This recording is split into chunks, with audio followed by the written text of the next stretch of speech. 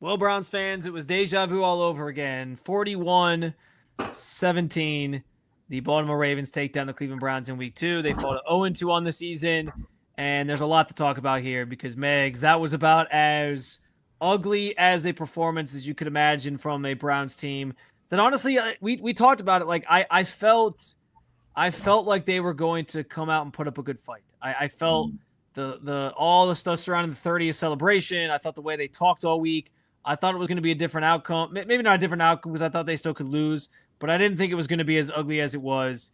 And there's a number of things that we have to hit on as to why this game went the way that it did. But we obviously are grateful for you guys stopping by with us and reacting to what was one of the most embarrassing losses.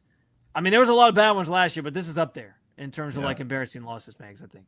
It's disappointing because, there was hints of being excited, after last week's game. You feel like you should have won that game. You go into halftime today and you feel like you should be tied at 3. Like the offense was really sputtering, but the defense was doing its thing and keeping you in it. And, outside of a block punt, you're like, hey, I think I tweeted it at halftime, like, Browns feel like they should probably outplayed the Ravens in the first half and were trailing by 7. Like, that was frustrating. And then they come out in the second half and the floodgates just kind of open, right?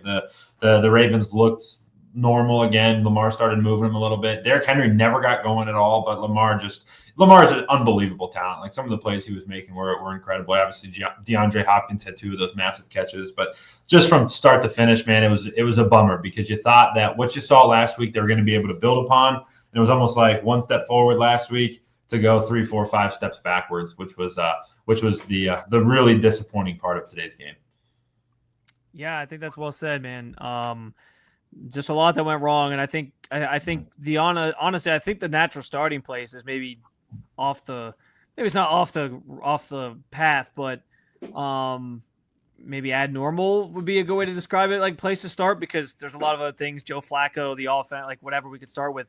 But I honestly think we have to start with special teams because there was a couple special teams plays in this game that proved costly for the Browns. And, I don't know if it changes the outcome, but like in the first half, both of the Ravens scoring drives, they went into the half leading by a score of 10-3. Mm-hmm. And both the scoring drives they had were aided by bad special teams. They returned a punt return from the Browns to the 49-yard line of Cleveland, which set up a short drive to kick a field goal. And then they blocked a punt on after the Browns' third possession of the game that also injured Corey Bojorquez, at least temporarily, by the way. And then he came back out. And that set up a touchdown drive for the Ravens. And so your first 2 scores of the game were basically aided by special teams blunders, which had set the stage for basically like within the first 6 quarters that this team had played football this season. Special teams basically told the story of the games. I don't know like how you fix some of these things. I think Bubba Ventrone was obviously brought in to fix a lot of these things. And for whatever reason, there still continues to be issues with the way that these things are executed.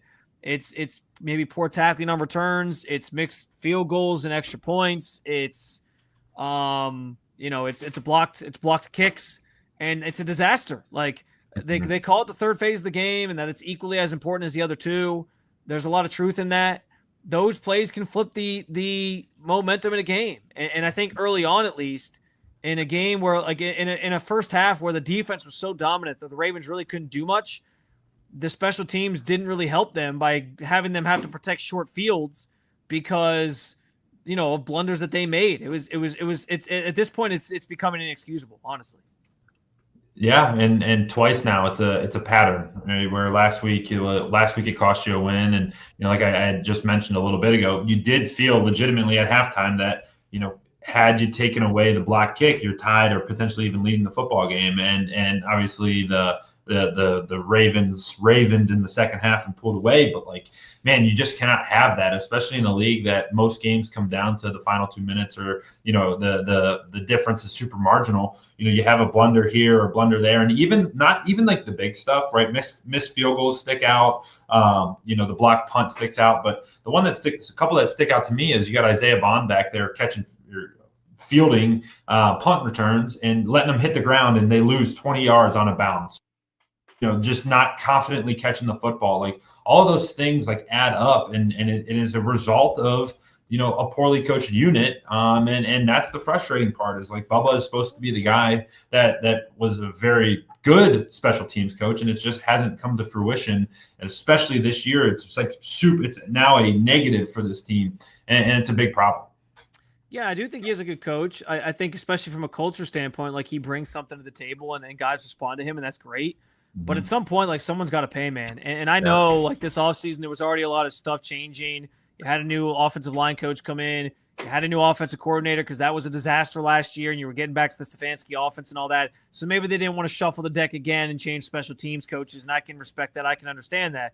But, man, like, another year where the same issues persist, another year where they can't make the plays necessary, or they're giving up short fields because of blunders that are setting up the other team for easy scores. Like, it's all just a disaster. It's been 2 games now of this. It's part of the reason the Browns, if you're telling the story of why the Browns are 0-2, you can't not talk about the special teams units being as bad as they are. And frankly, for as much as people are talking about Kevin Stefanski being on the hot seat, I think nobody's seat is hotter than Bubba Ventrone's, frankly. Yeah. I mean, how could it not be? His units have been the biggest detriment to this team. I know you can argue the offense has made some mistakes, but we also kind of understood what to expect from this offense to a degree, right? Like, they have limited talent. There's only so much available to them. And when you play a team like the Ravens, that's going to talent's going to be talent, right? Like, the more talented team clearly won. But on special teams, man, a lot of it is about effort and ability, and just being able to make tackles and things. And, being able to block a guy so that he doesn't get back and hurt your punter, who Court Bojorquez might be the MVP of this team, if being honest. I was going to say, how much they punted last year. Well, like it's just not good. And somebody at some point is going to have to pay for that. And Spencer, today is a perfect example of, when he was hitting them well, and he hit a couple inside the 5, inside the 10. Like, if the Browns would have been in this game towards the end of it, it would have been because of the field position. A couple times where he pinned him deep, and that's stuff that you need to have. And when you didn't have that, or if the scare of him being actually majorly injured would have been a big problem for this team. And the vibe that this season and this team would have if they were 1-1 right now would be totally different. But because of special teams blunders in week 1, the major ones being the 2 kicks, they're 0-2, and we'll get to it in a little bit. But like, the feeling inside the locker room, inside this team, is fragile right now because they're 0-2 and because they got frankly embarrassed today, and it's not good enough. Yeah, man, it was bad. And the special teams are an issue if it continues to cost the Browns. I don't know. I don't know if they fire anybody mid-season. I don't know. I don't know. I don't think that would be like the outcome that you get. I think it'd probably be like an end of season thing. Yeah. But at the same time, man, like, something's got to give there, because we're going on another year where this is still a problem, and the problems persist, and it's costing the Browns games. What also cost the Browns games, especially today, was the offense. Not pretty for that unit just in general. Joe Flacco had his fair share of struggles. I think the offensive line was a mess. It sounded like they rotated Dwan Jones and LT Levinston a lot today. And it sounded like Kevin Stefanski just kind of said that was about like how hot it was. Like, there was an exhaustion and fatigue thing kind of coming into play, which was interesting. But that group was bad. They were not great in pass protection, but I also think Flacco just wasn't making good decisions. It was one of his worst games in terms of like seeing the field and things. And yeah, like, I think you're sort of stuck with Flacco for the foreseeable future. But today was not a good day for him if you're trying to find some hope in the offense, finding success and building momentum. And I talked about it, Megs. Like, I tried to sell everybody on the idea that if this offense could just be competent, if it could just be average, they'd be okay and they'd be competitive. And today the offense was not that, and it was very reminiscent of last year. And because of that, they only mustered 17 points, and the only touchdown they scored, really, by the way, was lucky. The Dylan Gabriel one at the end of the game, which we can talk about that a little bit too. That was again a garbage time. Backups ran all that, but the only legitimate touchdown that the first team offense scored was a bounce off of Marlon Humphrey's hands because he couldn't catch the interception and into the waiting arms of Cedric Tillman. You needed luck to even score a touchdown today.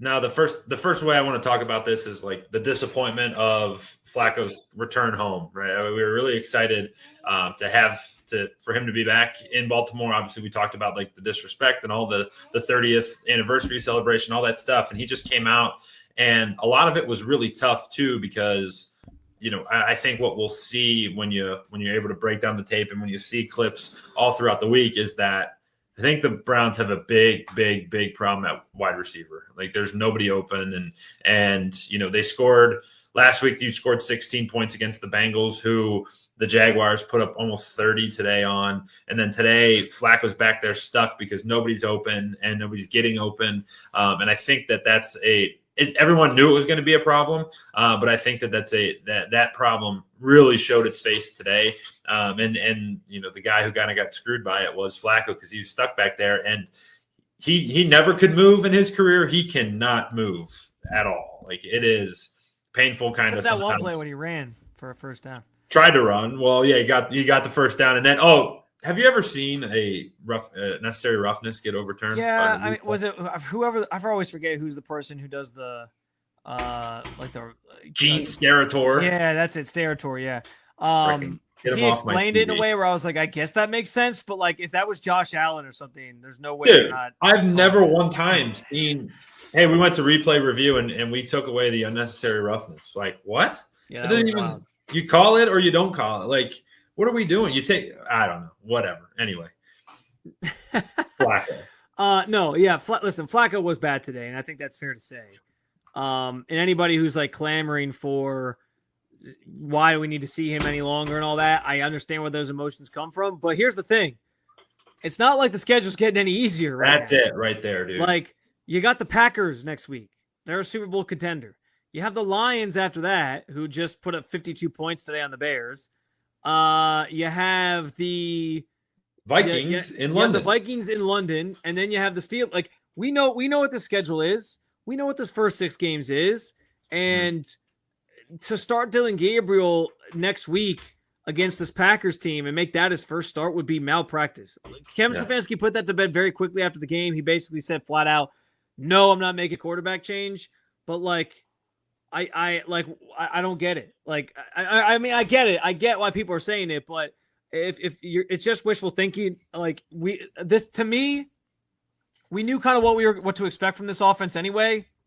You knew that you're going to get some dud games probably from Flacco. You knew he was going to throw some interceptions. This is kind of what we expected. I get where you want to see the rookies sooner rather than later because you want to evaluate them.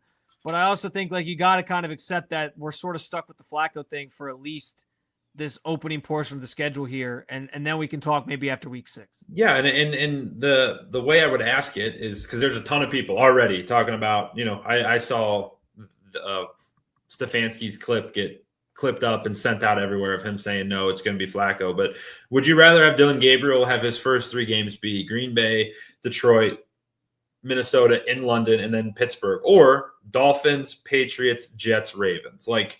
That's a much more doable, much more reasonable start to your NFL career in games that you can build some legit confidence in, right? You're at some point, you're going to have to play the Packers and the Lions and whatever. Yes, for sure. But to start your NFL career, if you got Dolphins, Patriots, Jets, Ravens, then Raiders, 49ers, Titans, that's a good start where there's some good teams mixed in there along with some teams that you feel like the Browns should be able to compete against and give him a legitimate shot. And by the way, did we watch the offensive line today? Everybody out there clamoring for Dylan to start tomorrow. Did you see the offensive line just kind of getting beat like a drum, right? And there being nobody open so that the Ravens could pressure relentlessly. Yeah, it's not going to be easy for him when he's out here. So don't set him up for failure because Micah Parsons is going to be hunting next week. The Packers have, if we thought today's defense was good, the Packers have the best defense in the NFL, and they're coming to town in 1 week's time, and you're not rolling a rookie out there for his first NFL start. You're just simply not doing it. Well, and also, let's face it, if the goal for the Browns has been this entire time, we're focused on the development of these guys. We take it seriously. We're going to be patient. Why all of a sudden would they then be like, let's just throw that to the wind and put this guy out here against this team like totally like they're going to set him up for success. They're going to play him against a team that they think is more suitable for them for him to play against. And I think that's probably in theory the right way to do that. So I don't know. We'll see. But yeah, listen. I even though the offense was bad, I don't think it was all bad. In some respects, Quinshon Judkins averaged 6 yards per carry today, which maybe gives you some signs of hope that there's something there, and that can be something the offense can lean on moving forward. We'll see. You know, it was so funny, Spence. It wasn't a ton great other than that, but I do think like that was maybe the one positive I took away from the offensive side of the ball in general. I was laughing because in our pregame show, if you caught it, I had said something along the lines of, "No way he gets an opportunity or gets a ton of opportunities. Get him in situational stuff. First snap of the game, he's out there for the first snap." Yeah. And I was like, It was his first. It was his NFL debut, and technically it was his first start. So yeah, his first start, first snap. He didn't get the football, but he got it pretty close to that first snap, and I was eating my words because I was laughing because I said, just about an hour and a half ago, I told everybody that, hey, I didn't think he was going to touch the ball till maybe the red area or maybe some obvious situation, but he was on the field. He was an integral part, and he looked good, man. He looked like he had speed. I remember the one where he took it up the right side of the line of scrimmage and then went horizontal across and it was either Kyle Hamilton or Marlon Humphrey beat him around the edge and stiff armed somebody nasty into the ground. So he definitely looked good. It was Marlon Humphrey. Because I remember I tweeted about that, yeah. Yeah. And then some of the other guys that I thought was good, Harold Fannin, another good day, 5 catches for 48 yards on 5 targets. He had that one awesome catch over the middle where he really had to extend. David Njoku, 4 catches for 40 yards. He had that really big third down conversion catch. So your 2 tight ends you feel good about. Cedric had like a kind of an day today. And, some of the others, Jerry, 2 more drops today, like bad. That's been a problem. That's been a problem. There's been a problem the last couple of years, but disappointing from that perspective. Yeah, I agree. And the thing on Quinshon I think is funny is I think we actually said pregame like 10 carries, and he actually finished exactly with 10 carries. He actually led the running back room with carries and yards. He also had a couple catches as well, 3 catches for 10 yards. So made plays both in the passing and running game. But I think what his touches looked like, what he finished with was kind of I think what we anticipated anyway. On the flip side, the defensive side of the ball was brilliant yet again. Amazing. For as long as they could be. I know like a lopsided score, 41-17, you're going to be like, well, their defense sucks. And yeah, scoring ultimately goes on the defense's resume, but we all know there's context to that. And we laid out some of that with the special teams plays, the turnovers, all those things. I thought it was another day. This is why, Megs, I said it felt like last year, because last year, this was exactly what happened. The defense would be brilliant. They would be pitching a shutout. They keep the game as close as they could. I mean, I said it. It was 10-3 at the half. Mm-hmm. And then it was 13 to was it 13-10? Yeah. At one point as well. No, 20-10. 20-10 after the touchdown. Yeah, 20-10. No, it was sorry. It was 13. It was 10-3 and then 13-3 and then 20-10. Going into the fourth quarter, and you felt like, okay, like you're at least in there. You're only a couple possessions behind. Just like get something going. And it was like if they could just turn the corner and they could just find some momentum, maybe they can get back into this game. And then that's exactly what we said last year. And then the offense could just never get it going, particularly early in the season when Deshaun was quarterback. They had a little bit more juice to it when Jameis was out there, but then you had the turnovers. And so today gave you both. Yeah. So they gave you both versions of the offense from last year. You had turnovers, you had the offense that couldn't move the ball whatsoever, and it was just a disaster. But like I tip my hat to the defense. But man, like when you keep them out there for so long, when they're given short fields, there's only so much they can do, and you feel bad because it feels like we already kind of know how the season I think was going to go anyway, but like these last 2 years, we're going to be able to sit there and say like the defense was probably good. Or I think last year people say it wasn't as good, but I didn't expect it to be as good as 2023. I think it was still good. This year it might be great, and it's going to go to waste because your offense is going to be garbage. Garbage. And you lose the game 41-17. So what's that, a 24-point difference, right? And you have the fumble, the scoop and score. So there's 7 points. You have the block punt that sets up a touchdown. There's 14 points. You have the interception that's returned inside the 10-yard line or whatever it was, 20-yard line that sets up a field goal. So there's 17 points right there. So on a 24 and then I would also argue like the early punt return that gave them the ball in Cleveland's territory, they held them to a field goal there, but again, short field. That's 20 points off of 20 points right there. So that puts you on special teams and turnovers. That puts your score at 21-17 right now, right there. Boom, just like that. And the difference that you feel, like the way that the defense was controlling the game was like frustrating the heck out of Lamar. Like he was very, very visually frustrated early at least in the first half. Derrick Henry didn't do anything today. What did he finish with? Derrick Henry, 11 carries for 23 yards. So everything that the Browns players said this week, Grant Delpit saying he's not hard to tackle. He's never been great. He's never been good against the Browns. And today it wasn't a good day for him on the ground, 11 carries for 23. Lamar had 2 carries for 13. They were balling him up, had a couple sacks on him. Miles was eating him up. Like they were doing everything right. Greg Newsome. Hey, let's give a shout out to Greg Newsome. Awesome. On the outside. That's his home, man. That is absolutely his home. I mean, again, there's a long season still, but right now he's like setting up for earning a big payday that he's wanted in a contract year. He's been awesome. Grant Delpit, I thought, was awesome today. We criticize him all the time for like sometimes missing tackles. He was really sound in the tackling today. He had that great Peanut Tillman punch out in the end zone on Mark Andrews. In the end which zone, set up a 4th down that then led to a touchdown. Like that was like the second time in a row they almost forced like a goal line stand, and they couldn't quite do it that time. And then you have you had another Peanut Tillman punch out by Cameron Mitchell, but Mitchell also had a bad day, which has been the story of preseason. Mitchell would like make a good play and then he'd have like 3 bad plays, and that's just kind of what it is. But yeah, man, like you feel bad for this defense because they give the Browns a fighting chance every week.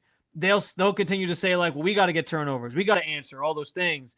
But man, like it's just not this. If this is where we're headed, it's going to be a repeat of last year. The apathy will set in. I really hope it's not, but I thought the offense would complement the defense a little bit better, and it just hasn't been the case in these first 2 games. Yeah, it's disappointing, man. It's disappointing because they compete their tails off, and what do they have to show for it is a 24-point loss where it looks like they played like shit, and Myles Garrett even said it afterwards. He said it's embarrassing. That's what you don't want to hear from a guy who requested a trade. You don't want to start hearing that stuff. Well, and that's where I kind of want to go next because as we kind of wrap here, because I do think the comments after the game were pretty inflammatory, rightfully so. Miles said it was embarrassing. Joe Flacco talked about being embarrassed in the way that he played and some of those mistakes he made. Like when you hear players throwing around that word, it can set the stage for things to spiral. And I guess that's the concern you have now is like, how worried are you about this spiraling from here? And that's also keeping in mind the context of the schedule that awaits you, where you have the Packers coming next week. You have the Lions after that. You have the Vikings in London, and then you have the Steelers. Like this team could be staring at 0-6. Like, dude, right the answer is very. And if that happens, like, I don't know what direction the season goes from there. Even when they switch to the rookie quarterbacks and all those things. It's so funny because there's 2 conversations happening at once, right? Where we can say the rookie players are playing good. Quinshon, good today. Harold Fanning, good today. Dylan Sampson caught a touchdown. Dylan Gabriel threw a touchdown. Carson Schlesinger is going to be an elite player. That's just is what it is. He was chasing Lamar down. He was running all over the field. He's a special player. That's one conversation. The other conversation is they lose 41-17. Your star players, your veteran guys are pissed. They're all angry. They're upset, frustrated, fed up with all of the things. And we have a visitor on your side of things. But they're all fed up, and you just don't want that to kind of poison the good stuff that's happening, because it's going to get really hard to see the good stuff when you are 1-5, 0-6, or even 2-4, because this schedule is laid out horribly for the Browns. It's so tough to start. Your first 7 games are really hard games, and it might get pretty bad before it gets good. Yeah, and that's why I think where you start teetering on like hot seat territory and talk and all hot that. Seat trade territory. Listen, I generally believe that Kevin Stefanski's back next year. Yeah, but if the season goes really bad and guys are quitting and there's like infighting and all that, that's where Jimmy Haslam maybe makes a more emotional decision and decides it's time to move on. And so I don't know. We'll see. I think Andrew Berry feels pretty good right now because his rookie class has been balling. And also the Jaguars lost today, which helps their cause because that's for the first round pick they have. Real quick. Yeah. Mason Graham is a stud. He's a stud. It just is what it is. Are you trying to start the Mason Graham or the DeAndre Hunter? Perfect. You asked the question. Good. You asked the question. I'm glad you asked because I have a stat. I have a stat for this. He's got a stat. I was nervous about this when the draft pick happened. From April till now, I was nervous about this. But Travis Hunter so far this season is averaging 3.9 yards per target. Not a great number for a wide receiver. He only played 6 snaps on defense his first week. I don't know the exact snap count today against Cincinnati, but if he was playing a lot on defense against Cincy today, they got chewed up by Jake Browning. So not very good, but early returns, right? Early returns of the trade are good for the Browns. Mason Graham is a freak. Like, jokes aside, he's really, really good, and he's impossible to block, and he's a terror inside. And you can see that first Ravens drive, he basically stopped it. He had 2 really good run stops, one on Lamar, I think it was, and that sort of told the story of that opening drive for the Ravens. So, listen, he's out to a great start. The Browns, on the other hand, are not, and there's a lot of questions that loom large. We'll obviously have more to talk about throughout the week as they turn the page and look ahead to Green Bay. That's going to be a tough task. But there's no rest for the weary in the NFL, and next Sunday we'll be back at Huntington Bank Field with the Packers coming. I got one more thing before we get out of here. Today was a full slate full of just banger games. Like, every game was awesome. Yeah, I saw the end of that Cowboys-Giants game was pretty wild. The end of the Cowboys-Giants. I honestly, if there's any Giants fans out there who maybe just follow along with this show, you can blame me.